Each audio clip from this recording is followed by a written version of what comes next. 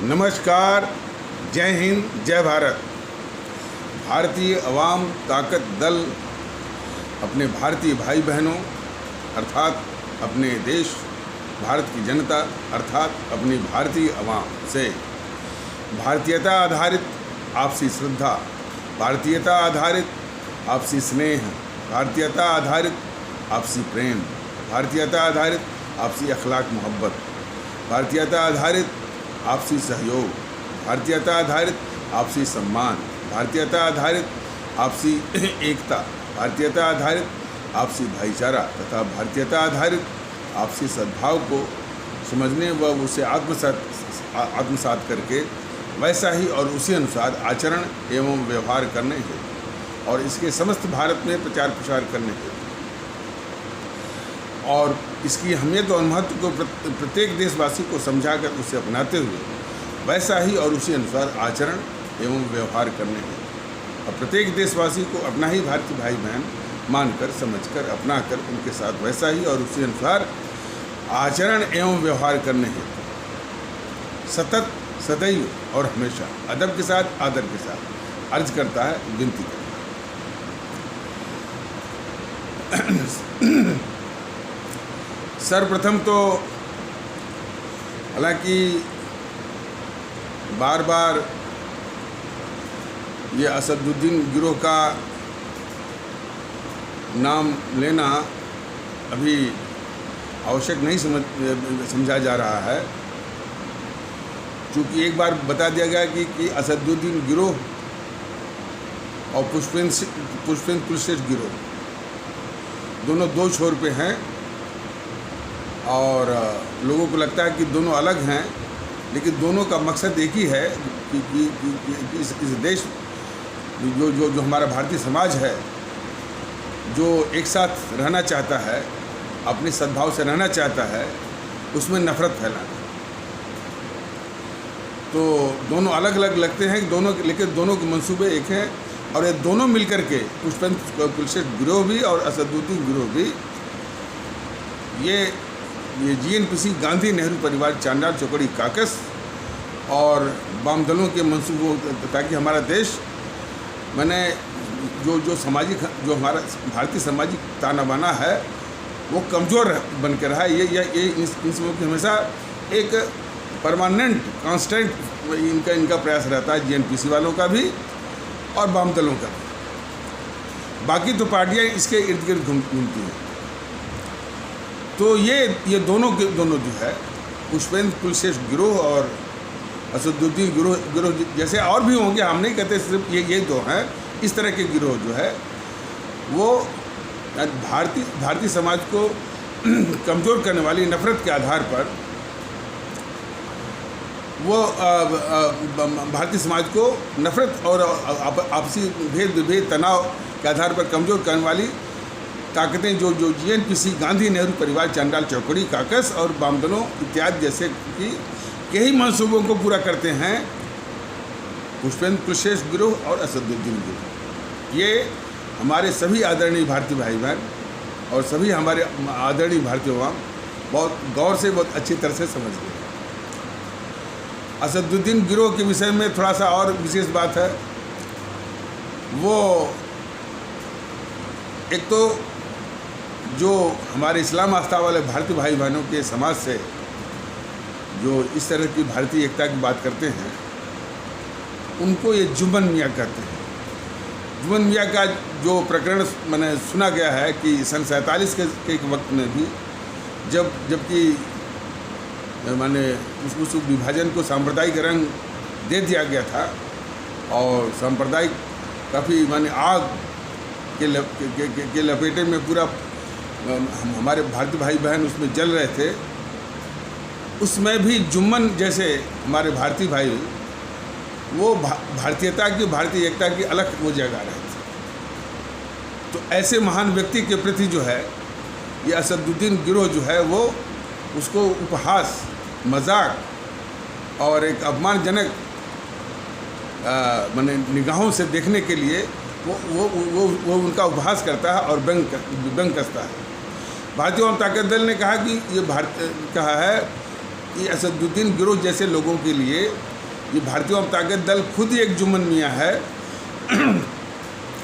और यदि नैतिक साहस है तो सामना करें ना।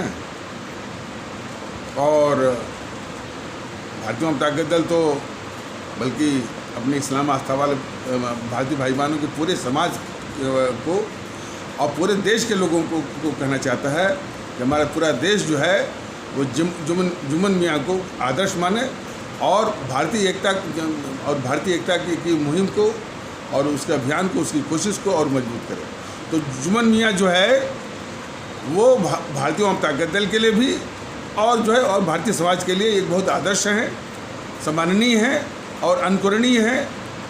और शायद असदुद्दीन गिरोह जैसे लोगों को जो कि उन्होंने अपनी मानसिकता विकसित कर रखी है, शायद उनकी समझ में नहीं आएगा। वो तो उनका उपहास ही करेंगे और उन पर व्यंग ही कसेंगे। तो और जिन निगाहों से देखते हैं कि जुम्मन मियाँ को है और नीच दृष्टि देखते हैं, वो दृष्टिकोण जो है उन पर ही लागू होता है। जुम्मन मियाँ तो भारतीय एकता के एक आदर्श हैं और आदर्श के प्रतीक हैं। और उसी प्रकार हमारे अन्य आस्थाओं में भी हमारे हिंदू सनातन आस्था वाले भारतीय भाइयों ने कितने ऐसे लोग हैं जो कि वो भारतीय एकता के प्रतीक हैं, आदर्श हैं, चाहते हैं, ऐसी बात नहीं है। तो जुम्मन मियाँ भी जो है हमारे इस देश के एक भारतीय एकता के लिए आदर्श हैं। और असदुद्दीन गिरोह को यदि मजाक लगता है, हे दृष्टि से देखते हैं, तो वो हे दृष्टि जो है उन पर ही लागू होता है। तो पूरा देश उनको इसी निगाह से देखता है और इससे अधिक कुछ करना नहीं है। एक दूसरी बात, असदुद्दीन गिरोह के लोग हों और कभी अक्सर जेएनपीसी के लोग हों, बीजेपी के लोग हों और भी पार्टियों के लोग हों, वो कहते हैं कि भाई ये हमारे तबके को, हमारे समाज को ये माने यूट्यूब वाले सर भड़का रहे हैं। अब सवाल सबसे पहले तो सवाल ये उठता है कि उनका ही कैसा अपना समाज। भारतीय आवाम ताकत दल तो कह रहा है कि पूरा भारतीय समाज सबका है।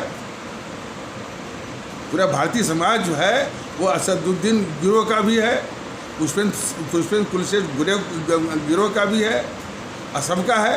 लेकिन इसमें उसको बांट करके एक टुकड़े की जो राजनीति करते हैं उनको नहीं दिखता, उसी कहते हमारा समाज। इसलिए जो हमारा समाज कहने वाले वो समझ जाएं कि अब उनका कोई अपना एक टुकड़ा काट करके बांटने वाला समाज रहा नहीं, पूरा भारतीय समाज। और उस भारतीय समाज में सभी हमारे भारतीय भाई बहन एक साथ भारतीयता के आधार पर जो है सद्भाव के साथ, भाईचारे के साथ जो है वो रहना चाहते हैं। यही कोशिश भारतीय आवाम ताकत दल ने जगाई है। अब असदुद्दीन गिरोह जैसे और भी संगठन होंगे, ये तो उनकी समझ में नहीं आता है, तो ये उनकी समस्या है, ये उनकी प्रॉब्लम है। और समय के साथ, वक्त के साथ उनके समझ में आ जाए तो बेहतर है। दूसरा कि जो कहते हैं कि भड़काते हैं,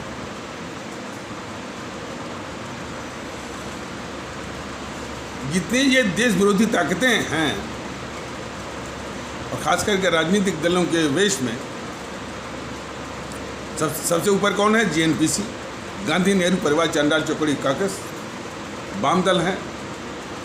और जो छोटे छत्र हैं, Samajwadi party, Bahujan Samaj party, TMC, RJD, JDU, JDS, Shiv Sena, TDP, DMK और वाम दल तो हो ही गया है।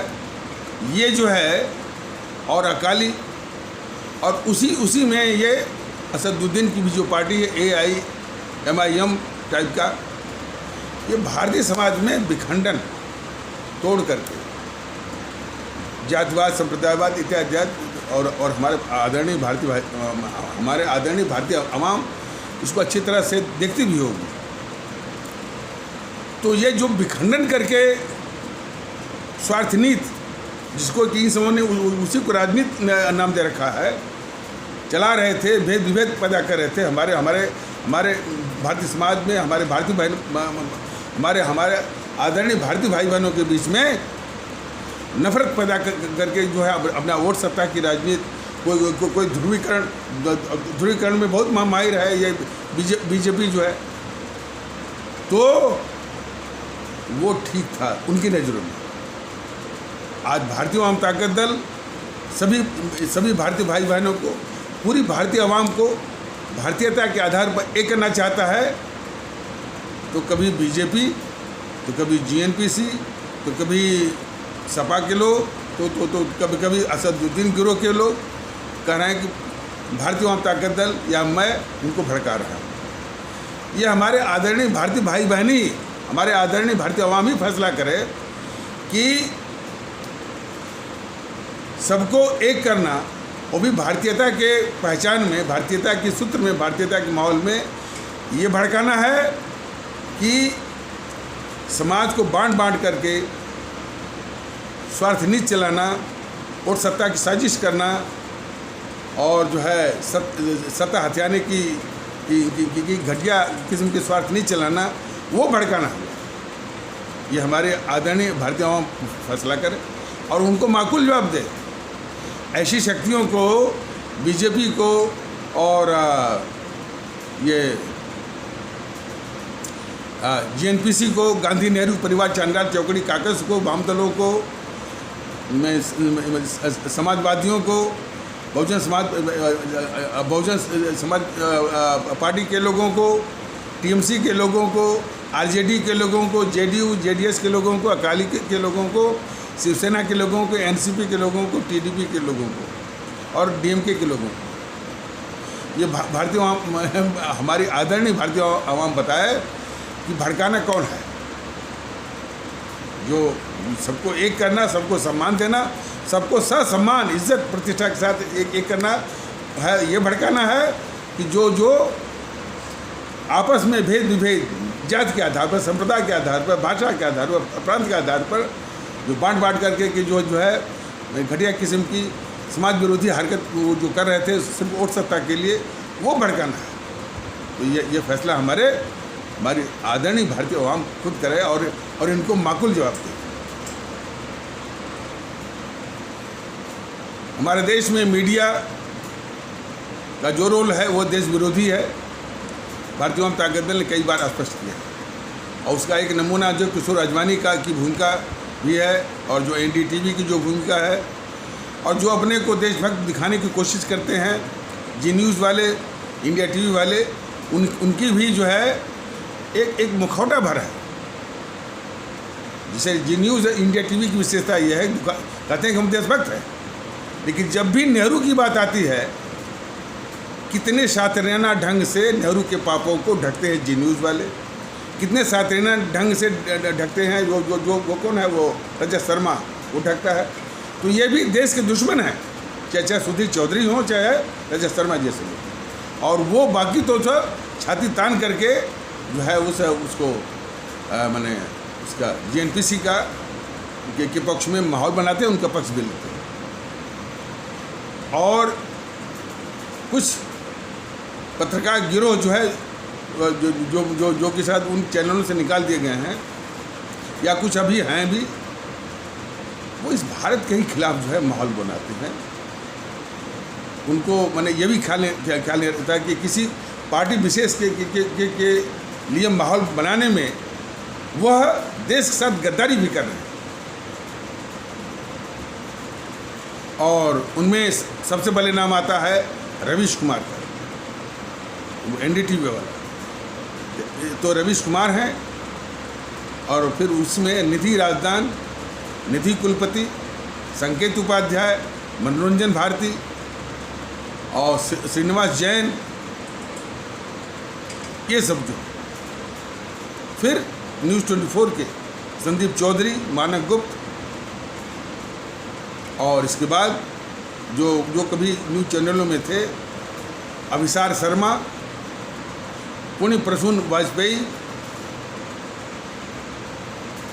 और आशुतोष विनोद दुआ,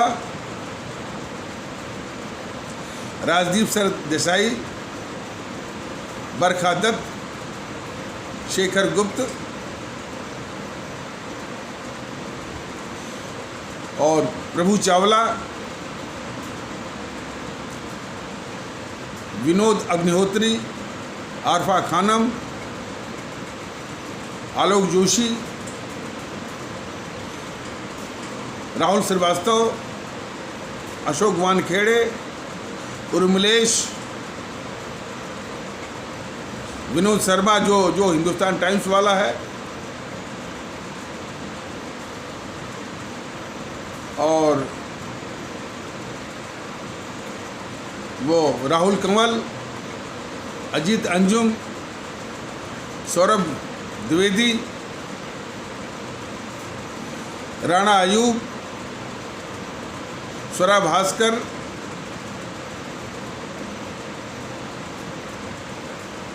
और वो एन राम, सिद्धार्थ वरदराजन, ये सब के सब जो है किसी पार्टी विशेष के पक्ष में माहौल बनाते बनाते देश के साथ गद्दारी करते रहते हैं।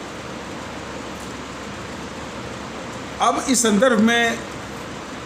संदर्भ को याद दिलाना जरूरी है कि हमारे जो नए सूचना प्रसारण मंत्री और युवा नेता अनुराग ठाकुर, माननीय मंत्री, माननीय भारत सरकार के सूचना प्रसारण मंत्री श्री अनुराग ठाकुर जी हुए हैं। उन्होंने एक बार बोला था कि देश के गद्दारों को गोली मारो। भारतीय जनता दल बिल्कुल समर्थन करता है कि देश के गद्दारों को गोली मारना चाहिए और देश के गद्दारों को गोली भी मारना चाहिए और देश को बाहर कर देना चाहिए। हमारा ये पूछना है अनुराग ठाकुर जी से, जो हमारे माननीय सूचना एवं प्रसारण मंत्री हुए हैं, देश के गद्दारों को गोली मारने का वो अपना फर्ज निभाएंगे? खास करके जिस मंत्रालय से वो एक मंत्री बने हैं उसमें जिनका ये नाम लिया गया है वो ये देश के गद्दार ही हैं, ये पत्रकार। और इस संबंध में एक चीज़ और हम ये बता दे रहे हैं, शायद ये बात उनके ये यूट्यूब उनके तक पहुँचती कि नहीं पहुँचती है। एक आशुतोष करके है जो कि पहले मैं पत्रकार था, मैंने शायद आज तक से चला गया राजनीति में, आम आदमी पार्टी में, आम आदमी पार्टी से फिर भाग के आया है।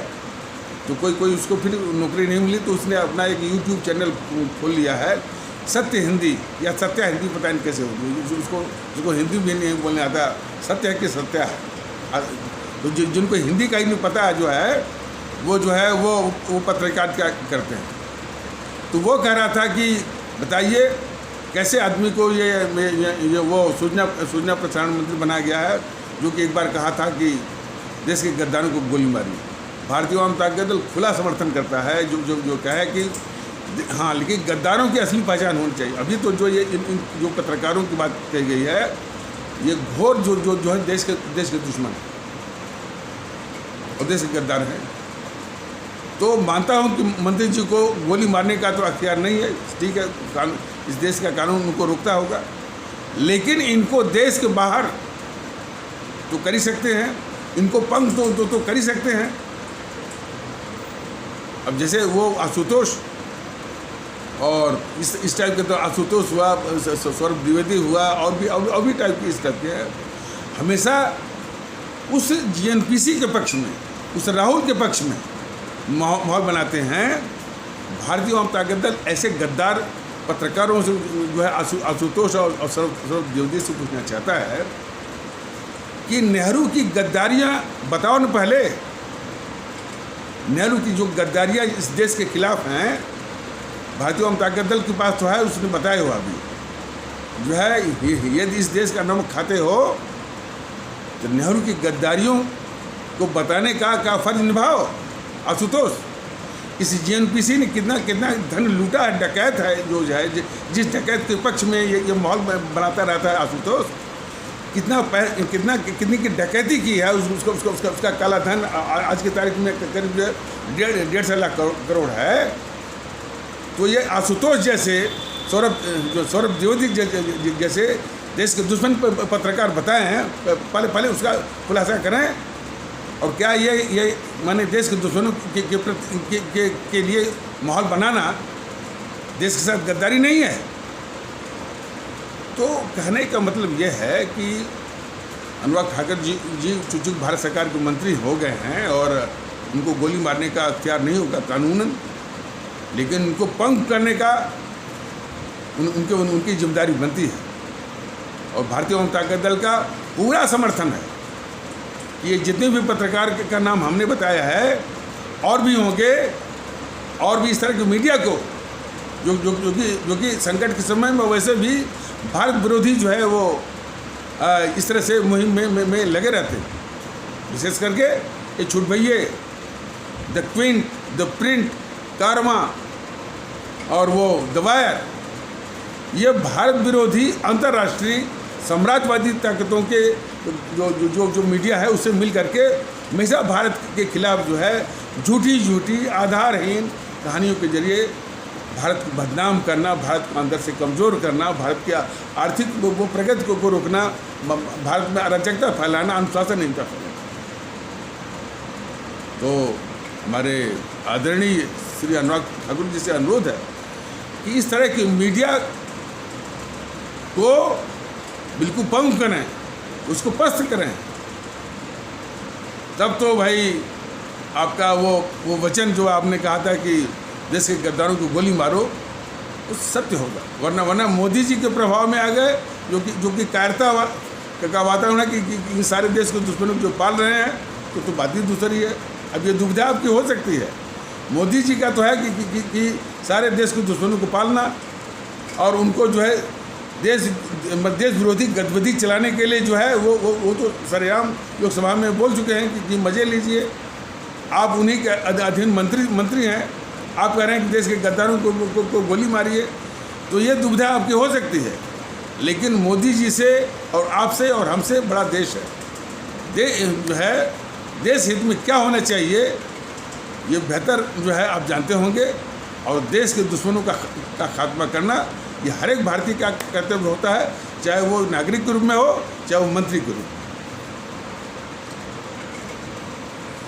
अब देखिए, भारतीय एकता की जो बात चल रही है और हमारे भारतीय भाई बहन गौर से इसमें शामिल हो रहे हैं, इसको आगे बढ़ा रहे हैं। थोड़ी सी अपेक्षित गति उन तबकों से नहीं आ रही है, खास करके व्यापारिक वर्ग, खास करके कुछ अभी हमारे जो जाति का नाम लेना उचित नहीं, लेकिन मर्ज बताने के लिए, रोग बताने के लिए कभी कभी संदर्भ उसका देना पड़ता है। तो हमारे जो है ठाकुर, क्षेत्रीय या राजपूत कहे जाने वाले जो तबका है वहाँ से आ रहा है, लेकिन बहुत कम। उसी प्रकार हमारे ब्राह्मण कहे जाने वाले जो तबका है हमारे भारतीय भाई बहनों के समाज का, वहाँ से भी उतना अपेक्षित नहीं आ रहा है।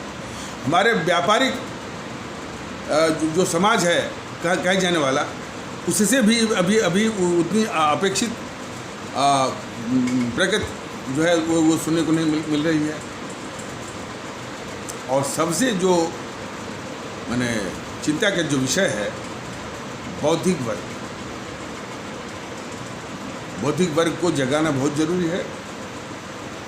थोड़ा सा वो बुरा न माने, कुछ कारणों से वो पता नहीं क्यों पीछे वो रह जाते हैं। शुरुआती तौर में इन विचारों को आगे नहीं बढ़ाते हैं।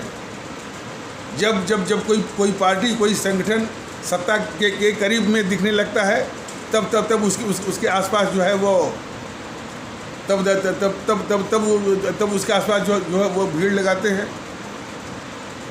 शुरुआती दौर में इन विचारों को ताकत देने वाले का महत्व होता है, और वो चीज़ जब काफ़ी लोकप्रिय हो जाए, सत्ता के करीब दिखे, तब उसमें एक मैंने उसके आगे चक्कर लगाना, ये तो बहुत एक घटिया किस्म की स्वार्थ का, व्यक्ति के स्वार्थ का प्रदर्शन है। ये बात ये बौद्धिक वर्ग के लोग बिल्कुल अच्छी तरह से जानते हैं। इसीलिए देखिए, हमारे बौद्धिक वर्ग में से भी काफ़ी लोग आ रहे हैं, ऐसी बात नहीं है, माने आ रहे हैं, लेकिन जितना आना चाहिए बौद्धिक वर्ग पर इसलिए कहा जा रहा है कि इनमें क्षमता बहुत है, पढ़े लिखे लोग हैं, और इनकी जो ऊर्जा है या तो निष्क्रिय पड़ी है, या इनमें से कुछ तबका है जो कि गलत दिशा में काफ़ी, जैसे उदाहरण के लिए जो रिटायर्ड जो यूपीएससी के प्रोडक्ट हैं, रिटायर्ड वाले, वो अपना जो है फेसबुक या व्हाट्सएप ग्रुप बनाए हुए हैं, और अब सुन के आप लोगों को आश्चर्य होगा कि उसमें ये माने मोदी जी के, बीजेपी के और भक्त टाइप के दिखते हैं, माने ऐसा वैसा हो गए नहीं भक्त। अच्छा, और वो हर वक्त जो है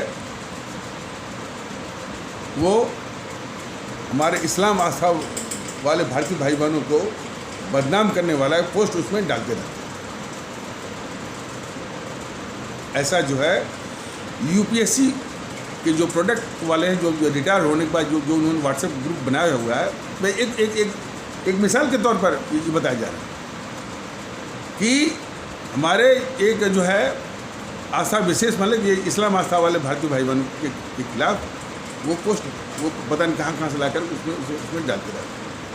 हम नहीं कहते कि ऐसा सिर्फ इस्लाम आस्था के खिलाफ होगा, ऐसा भी ग्रुप होगा जो हमारे हिंदू सनातन आस्था वाले भारतीय भाई बहनों के खिलाफ भी इसी तरह की गतिविधि जो है वो चलाई जाती रही होगी। जैसा कि पता चला था कि वो झारखंड में था ना, वो 10,000 सिम के बैंक से समाज में वो नफरत फैलाने का, और भारतीय जनता दल ने इसी यूट्यूब के माध्यम से बताया था कि वह जो है उसको बता तो रहे थे कि भाई देखिए 10,000 जो है सिम बैंक से, और वो भी उसमें 90% या काफ़ी जो है सारा सिम जो है एयरटेल, जिसके मालिक सुनील भारती मित्तल हैं, उनसे 10,000 सिम मिले थे उससे। नहीं, सभी नहीं, बल्कि 90% या उससे अधिक।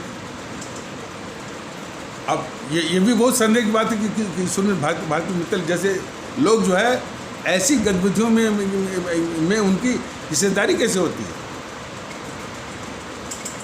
तो वो जो है समाज में नफरत फैलाने का एक उद्योग, एक फैक्ट्री खोल रखा था।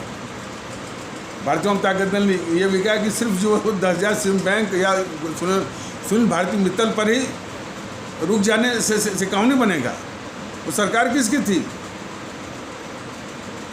जो हेमंत सोरेन की, और सिर्फ उस सरकार में हेमंत सोरेन ही तो थोड़ी था, उसका साझेदार कौन है? जीएनपीसी। तो जीएनपीसी पर माने कुछ बोलते ही नहीं है, उस पर ऐसे तत्वों की जो कि नफरत फैलाते हैं, उनकी गिग्गी बंद हो जाती है। वो उनको खींच कर बताना पड़ता है कि भाई ये कि ऐसी गतिविधियां जो है उस सरकार के अधीन चल रही हैं जिसका साझेदार जीएनपीसी है, गांधी नेहरू परिवार चांद्रार चकोड़ी कागज है। तो कहने का मतलब ये है कि जितनी भी बुराइयां हैं, जीएनपीसी को बचाने के लिए तमाम एजेंसी खुली हुई है। जैसे कि ये पुष्पेंद्र कुलशेष को लोग समझते होंगे कि ये हिंदूवादी युवा अभियान चला रहा है, गलत। मुखौटा पहना हुआ है हिंदूवाद का। हिंदू सनातन विचारधारा सबसे पुरानी है, उसकी विचारधारा महान है, उसके दर्शन महान हैं, उसके दृष्टिकोण महान है, उसकी संस्कृति महान है, बहुत महान। तो पुष्पेंद्र कुलशेष जैसे लोग कभी भी इतनी महान परंपरा, इतनी महान दर्शन के प्रतिनिधि हो नहीं सकते। उसमें सबसे बड़ी बात होती है, ठीक है हिंदू सनातन पर कुछ सिरफिरे लोगों का आक्रमण हुआ है, मानता हूँ, लेकिन उसके विचारों में, उसकी उदारता में जरा भी फर्क नहीं आया है। और सर्व पंथ संभाव की परंपरा को उसने शुरू से निभाया है। और आज उसी के प्रभाव में जो दूसरे पंथ हैं, हमारे इस्लाम पंथ है, हमारा ईसाई पंथ है, उससे प्रभावित होकर वो भी सर्वपंथ संभाव में की दिशा में बढ़ रहा है। और इसी की आवश्यकता है। हमारे देश में सर्वपंथ संभाव की भावना होनी चाहिए।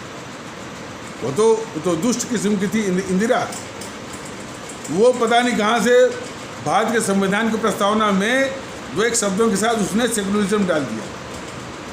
और उस सेकुलरिज्म का इतना बेजा इस्तेमाल हुआ कि किस देश में जितने भी भ्रष्ट किस्म के हैं, जैसे लालू है, 1000 करोड़ का जो है वो चारा घोटाला किया।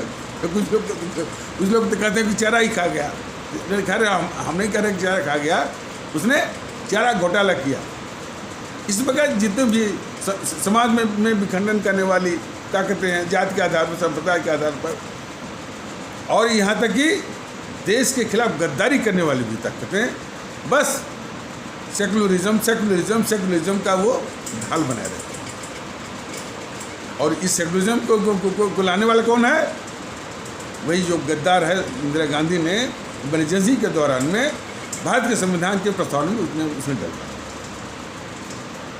सिबत इस बात की है कि जब किसी व्हाट्सएप ग्रुप में, जो कि रिटायर्ड यूपीएससी के प्रोडक्ट के लोगों का रिटायर्ड वो ग्रुप था, ये किसी ने बताया कि अरे भाई ये तो जो सेकुलरिज्म इस देश के लिए, सेकुलरिज्म का इस्तेमाल इस देश के लिए अभिशाप बन चुका है, उसको तो गद्दार वो इंदिरा गांधी ने ही वो डलवाया था।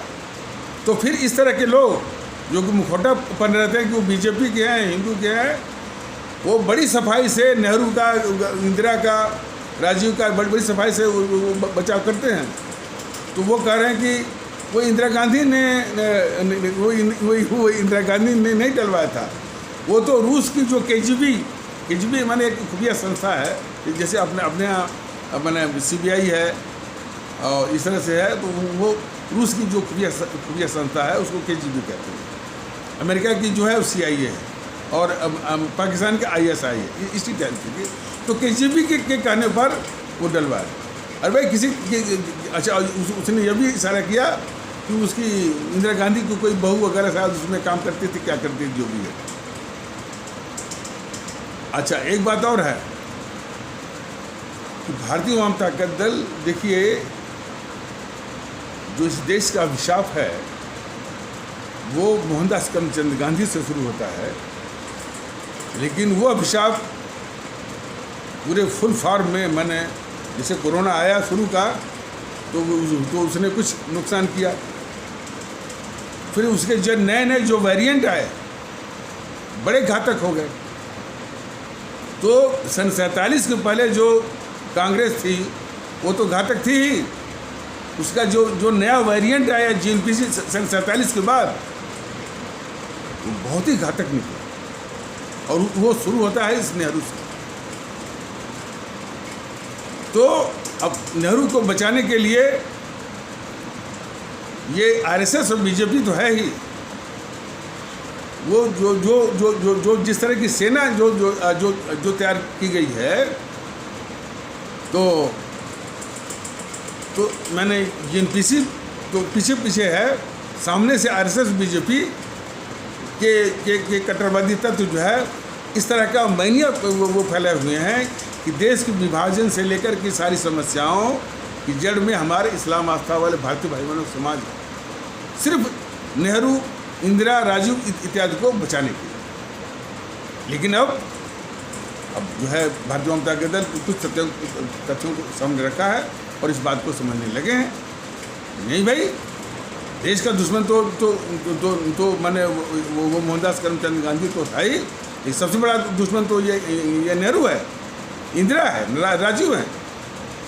बिला वजह के हमारे इस्लाम आस्था वाले भारतीय भाई बहनों पर ये निशाना जो है वो साधा जा रहा है, सिर्फ इनको बचाने के लिए।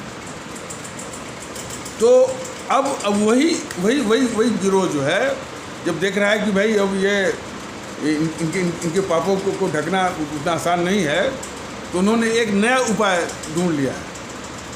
वो उपाय क्या है? अब वो उपाय जो है यही पुष्पेंद्र कुलश्रेष्ठ गिरोह ही उस हथकंडे का, उस साजिश का इस्तेमाल करता है। वो क्या है कि वो मन दिखाता है कि सारे जो इस तरह की जो देश विरोधी हरकतें हैं वो तब से शुरू हुई है जब से ये सोनिया गांधी है।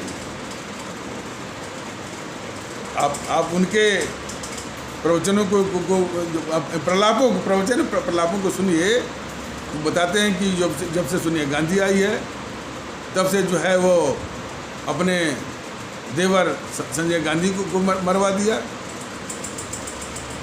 अपनी सास वो इंदिरा गांधी को मरवा दिया, अपने पति जो है वो राजीव गांधी को मरवा दिया, माधवराव सिंधिया को मरवा दिया, राजेश पायलट को मरवा दिया। इस तरह की रचना करते हैं।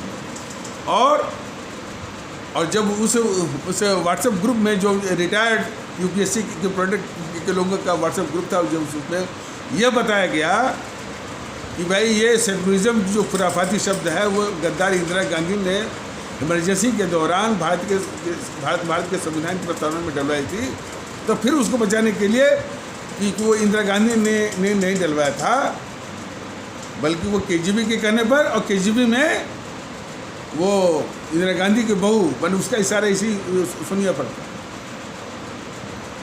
तो हमारे आदरणीय भारतीय भाई बहनों, जितने ये देश के दुश्मन थे और इस पूरे इतिहास में संक्षेप में जान लीजिए, तो वास्तव में आप लोगों को तमाम दैनिक काम है, कार्य हैं, पारिवारिक जिम्मेदारियां हैं, कहाँ इतना आपको फुर्सत है कि आप इतनी बारीकियों में जाएंगे और देश के दुश्मनों को पहचानेंगे। लेकिन संक्षेप में जान लीजिए कि ये नेहरू जो है इस देश का पूरे इतिहास में जुड़ा, इससे बढ़ के कोई गद्दार है नहीं, लेकिन इसके पापों को ढकने के लिए उससे बड़ी बड़ी साजिशें।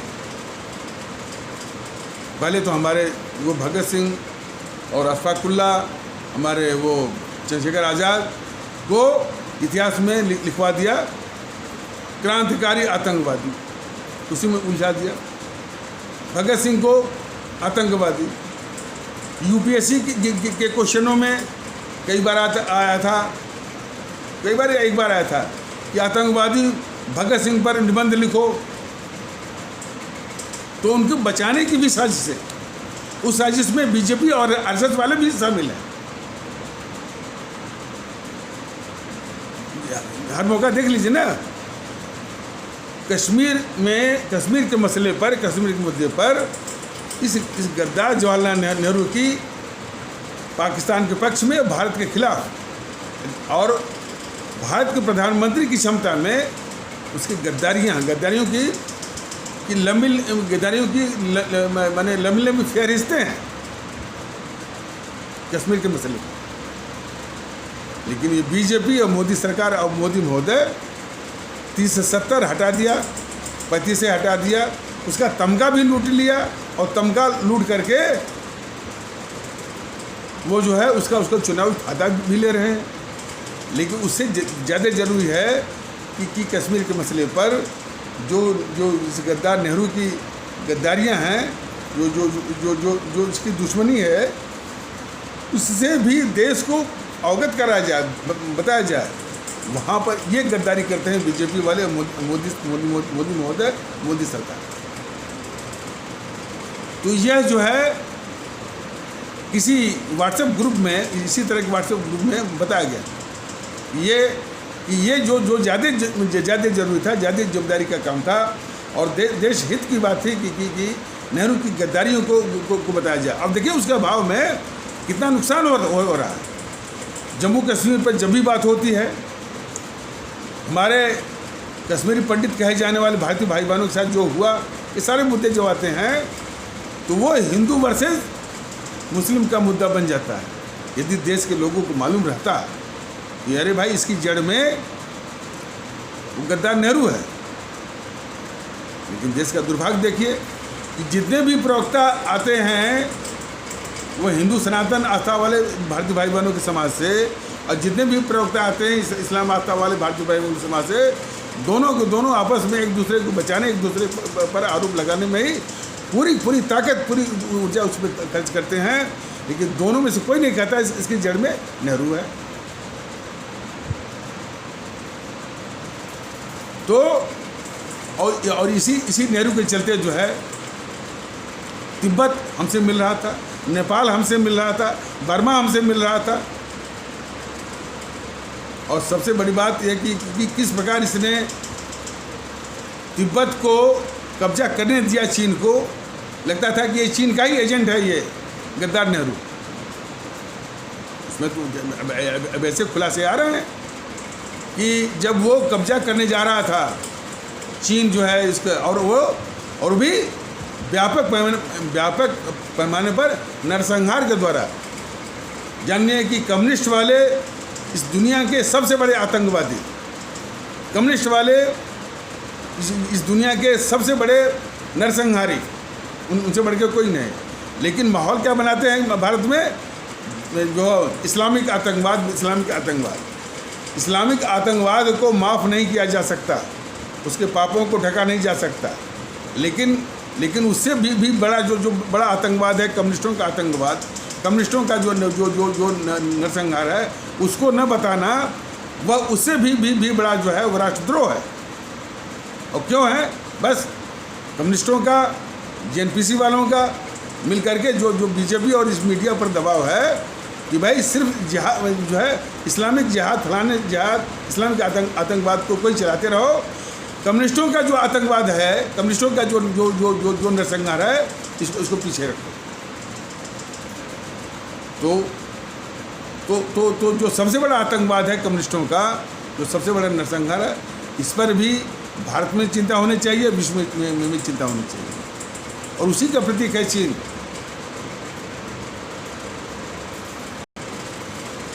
तो कश्मीर में वो कश्मीर के मसले पर जब भी बात होती है, हमारे कश्मीरी पंडित के साथ जो दुर्व्यवहार हुआ, ये तो सबको पता है।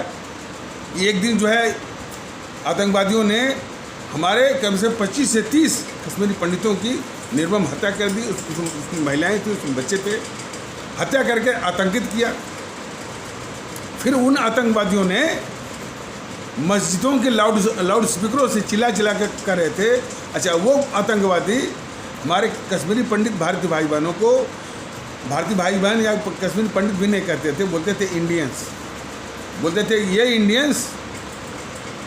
क्योंकि जब वो आतंकित कर चुके थे, कहते थे ये इंडियंस, यदि अपनी सलामती चाहते हैं तो अपनी जायदाद, अपनी औरतों, अपनी बेटियों को छोड़ कर चले जाए। कितनी अपमानजनक बात बोले थे हमारे इसी देश में।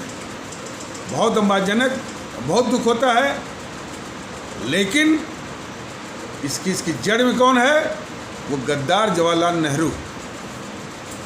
लेकिन किस तरह की बात होती है आपस में, उसको हिंदू वर्सेस मुस्लिम।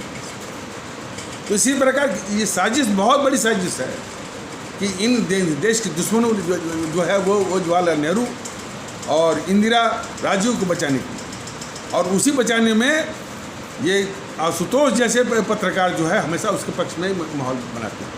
तो आशुतोष जैसे गद्दार पत्रकार से पूरा ये भारतीय समाज पूछे, भारतीय भाई बहन पूछे, हमारे आदरणीय भारतीय हम पूछे कि जो नेहरू ने गद्दारी किया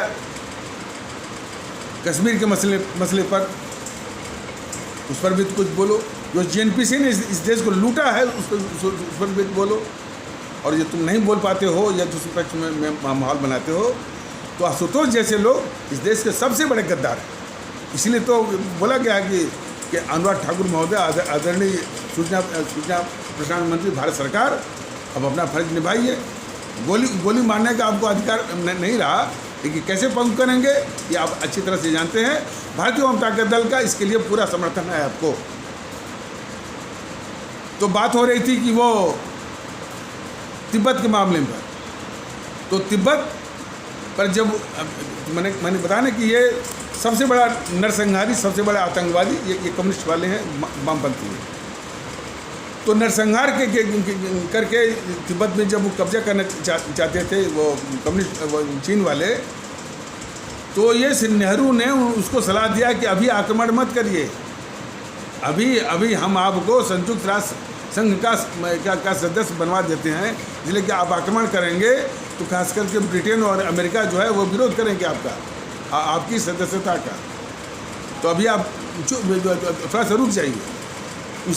इसी गद्दार नेहरू की सलाह पर चीन रुक गया और नेहरू ने जो है उस चीन को संयुक्त राष्ट्र संघ का सदस्य वो बनवा दिया।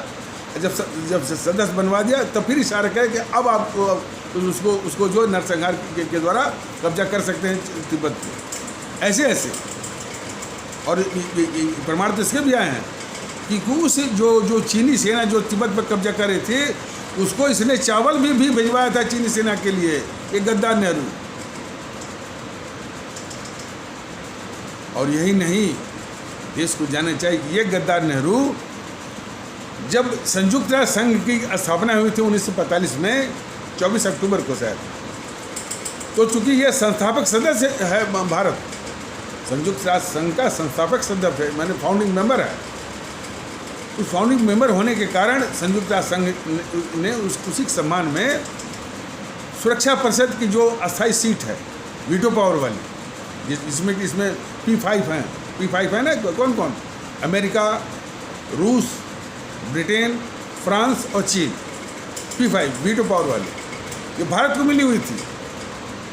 इस गद्दार नेहरू ने अस्थायी सीट मिली हुई सुरक्षा परिषद की अस्थायी सीट, परमानेंट सीट जो है वो चीन को थमा दिया। ये गद्दारी देखिए। ये सारी बात जो है वो आशुतोष बोले ना, सौरभ द्विवेदी सब बोले ना, नहीं बोलेंगे ना, इसलिए सब ये देश की बहुत बड़े गद्दार। नेहरू की गद्दारी को छुपाना सबसे बड़ी गद्दारी है। बीजेपी भी वही गद्दारी कर रही है, मोदी जी भी गद्दारी कर रहे हैं, और ये पत्रकार मंडली और ये टीवी चैनल वाले तो कर ही रहे हैं। इसीलिए भारतीय जनता दल कहता है कि माहौल हमारे आम भारतीय भाई बहनों के बहुत ही खिलाफ है, और दूसरी ओर हमारे भारतीय भाई बहन हैं जिनको कम से कम एक सम्मान की ज़रूरत है। आज भारतीय आवाम ताकत दल कह रहा है कि हमारे उन तबकों के जिनको कोई खटिक कहता है, कोई पासी कहता है, कोई धोबी कहता है, कोई नहीं, हमारे भारतीय भाई बहन, और वो भी अपने को भारतीय समझे। ये निवेदन कर रहा है भारतीय आवाम ताकत दल कि वो अपने को नाई न समझे, अपने को खटिक न समझे, अपने को धोबी न समझे, अपने को पासी न समझे, भारतीय, और दूसरे को भी कहे कि भाई आप भी भारतीय हैं। इसलिए हमारा आपका नाता जो है वो भारतीय भाईचारा का। तो आज ज़रूरत है हमारे उन भारतीय भाई बहनों को सम्मान देने की, उनको गले लगाने की, उनको एक करने की, समानता की बात उनको समझाने की। वहीं पर ये देश के दुश्मन पत्रकार जो है उसी जिसने देश को बांटा हो, जिसने देश के साथ गद्दारी की हो, जिसने देश को लूटा हो, उसी के पक्ष में ये माहौल बना रहे हैं आशुतोष, सौरभ द्विवेदी और रवीश कुमार जैसे पत्रकार। इसीलिए तो कहा जा रहा है कि अनुराग ठाकुर महोदय, आप अपने उस वचन को याद करिए कि देश के दुश्मनों को गोली मारिए। गोली मारने का अधिकार आपको तो नहीं है, कैसे नष्ट में नाबूद करेंगे इस मैंने मीडिया में बैठे जो है देश के दुश्मनों को, ये आपकी जिम्मेदारी है। भारतीय जनता ताकत दल देखेगा भी, और ऐसे कोई आप कार्रवाई करते हैं तो उसका भारतीय जनता दल का आपको समर्थन भी है।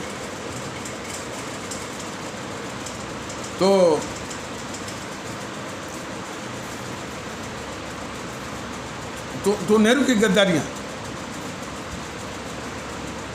और यही नहीं, एक चीज़ बता दूँ, जब से ये 1946 से प्रधानमंत्री बना ये गद्दार नेहरू, हमारी सेना के लिए एक सुई तक नहीं बनने दी।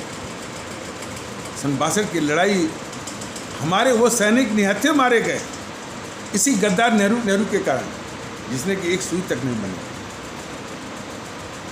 किस स्तर का एक गद्दार था नेहरू। और एक बात और हमारे आदरणीय भारतीय भाई बहन जान लें कि जब वो मैंने 1947 में जब वो पाकिस्तान ने अपनी सेना कबीलों के भेष में कश्मीर को कब्जाने के लिए भेजा था, तो हमारी भारतीय सेना को कश्मीरी सेना को जो कबीलों के भेष में उसको निकालने में करीब 1.25 साल लग गया। और उसी में हमारे ब्रिगेडियर उस्मान वो शहीद हो गए। ब्रिगेडियर उस्मान के विषय में हमारे जनरल वीके सिंह ने बड़ी एक अच्छी किताब लिखी है, उसको पढ़ने की जरूरत है। उस ब्रिगेडियर उस्मान को ये गद्दार नेहरू ने कोई सम्मान नहीं दिया।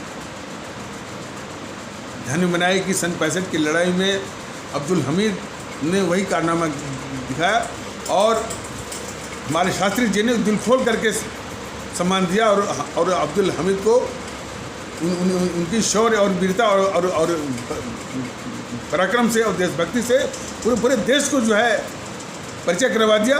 और देश ऐसे जो है अमर शहीदों पर नाज करता है। फर्ज करिए कि यदि यही गद्दार नेहरू जिंदा रहता